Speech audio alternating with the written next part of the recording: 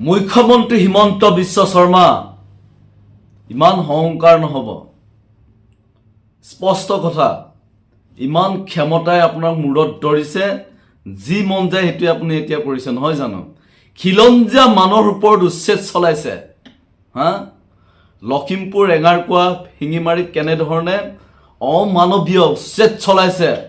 ভাষা নাই এনে কাৰ্যক ফটোৰ ভাষাৰে নিন্দা কৰিছো উচ্ছেদক লৈ আপোনালোকে এতিয়া বীৰত্ব দেখুৱাইছে নহয় জানো হিমন্ত বিশ্ব শৰ্মাৰ বিজেপি আৰএছএছৰ চৰকাৰখনে খিলঞ্জীয়া মানুহৰ ওপৰত বুলডোজাৰ চলায় খিলঞ্জীয়া মানুহৰ খেতি পথাৰত কঠিয়াৰ ওপৰত জেচিবি চলায় আপোনালোকে কি কৰিছে এতিয়া বীৰত্ব দেখুৱাইছে নহয় জানো হিমন্ত বিশ্ব শৰ্মা ডাঙৰীয়া আপোনাক পাহৰা নাই কিন্তু অসমৰ ৰাইজে এদিন আপুনি নিৰ্বাচনত কৈছিলে যিসকলে চৰকাৰী ভূমিত বসবাস কৰি আছে খিলঞ্জীয়া মানুহ এইসকলক আমি অতি শীঘ্ৰে ভূমিপট্টা প্ৰদান কৰা হ'ব ক'ত গ'ল এয়া নিৰ্বাচনী প্ৰতিশ্ৰুতি হিমন্ত বিশ্ব শৰ্মা ডাঙৰীয়া হা খিলঞ্জীয়াৰ ওপৰত আপুনি এতিয়া উচ্ছেদ চলাইছে তাৰ প্ৰত্যুত্তৰ কিন্তু আপোনাক অসমীয়া ৰাইজে অসমৰ জনগণে দিব কিন্তু আপোনাক ইভিএমৰ জৰিয়তে দিব ইমান হংকাৰ নব ইমান হংকাৰ এদিন পঠন হ'ব আজি আপোনাৰ যি মন যায় প্ৰশাসন আৰক্ষী প্ৰশাসন জিলা প্ৰশাসনক এটা যেনে ধৰণে যি মন যায় আৰএছএছৰ ছত্ৰছায়াত নাগপুৰৰ ছত্ৰছায়াত আপুনি এতিয়া খিলঞ্জীয়াৰ ওপৰত আপুনি অত্যাচাৰ কৰা আৰম্ভ কৰিছে যেতিয়া আপোনাৰ নিজৰ ঘৰখন অপুনৰ ঘৰখন যেতিয়া কোনোবাই বুলডোজাৰ কোনোবাই জেচিবি লগা যেতিয়া ভাঙে তেতিয়া আপুনি নিজে অনুতপ্ত কৰিব পাৰিলেতেন আপুনি এজন জনপ্ৰতিনিধি এজন মুখ্যমন্ত্ৰী বেয়া নালাগিলে এই আমাৰ খিলঞ্জীয়া মানুহবিলাকৰ ঘৰখন যেতিয়া ভাঙি আপোনালোকে কি তৃপ্তি লয় নেকি এইবিলাক হা কাৰোবাৰ ঘৰ ভাঙি আপোনালোকে কি বীৰত্ব দেখুৱাইছে এয়া বিজেপি চৰকাৰৰ হা চৰকাৰ চলোৱা এয়া কি প্লেন হা এয়া আপোনালোকৰ বীৰত্ব চৰকাৰে মানে কাৰোবাৰ ঘৰ ভাঙি কাৰোবাৰ অপুনৰ ঘৰখন ভাঙি হা এই তৃপ্তি লয় এই গোটেই পৰিৱেশটো আপোনালোকে তৃপ্তি লয় নহয় জানো এনেধৰণে চৰকাৰ চলাই আছে ভাষাৰে বুজাব নোৱাৰো এজন লখিমপুৰীয়া এজন যুৱক হিচাপে খিলঞ্জীয়া মানুহৰ ওপৰত যি উচ্ছেদ চলাইছে নহয় ভাষাৰে গৰিহণা দিবলৈ কোনো ভাষা বিচাৰি পোৱা নাই এদিন তাৰ প্ৰত্যুত্তৰ কিন্তু দিয়া হ'ব আমি দিম কিন্তু আপোনালোকৰ এই চৰকাৰখনে এতিয়া জনগণৰ ওপৰত যেনেধৰণে বুলডোজাৰ এটা সংস্কৃতি হা ইউপি উত্তৰ প্ৰদেশৰ যি সংস্কৃতিক লৈ এতিয়া আপোনালোকে বুলডোজাৰ চলাইছে তাৰ প্ৰত্যুত্তৰ কিন্তু অতি শীঘ্ৰে আপোনালোকক দিয়া হ'ব স্পষ্ট কথা এদিন তাৰ প্ৰত্যুত্তৰ আপোনালোকে এনেকা পাব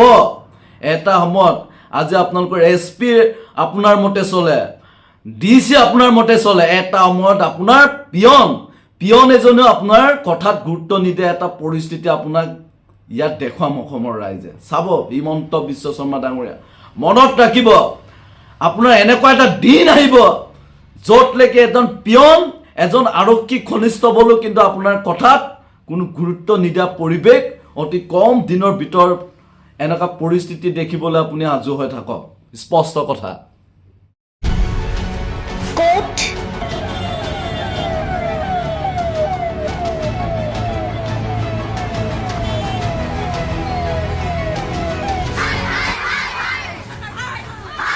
কিয় কেনেকৈ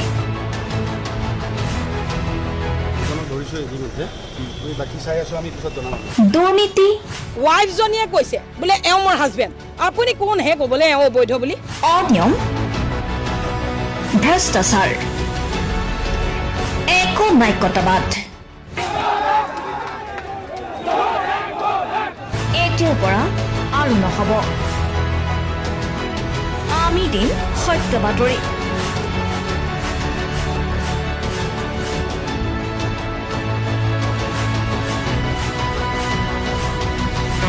নিজকে সংস্থাপিত কৰাৰ বাবে শুদ্ধ ৰূপত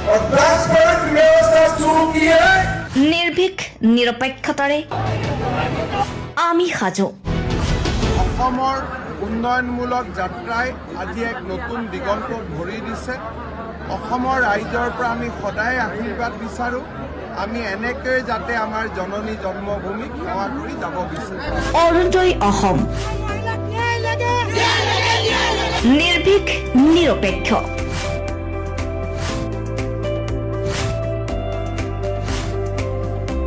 ৰাইজৰ বাবে ৰাইজৰ পক্ষত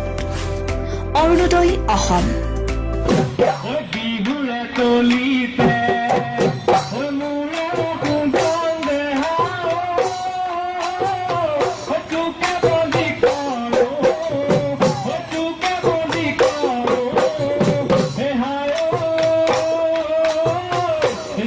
I'm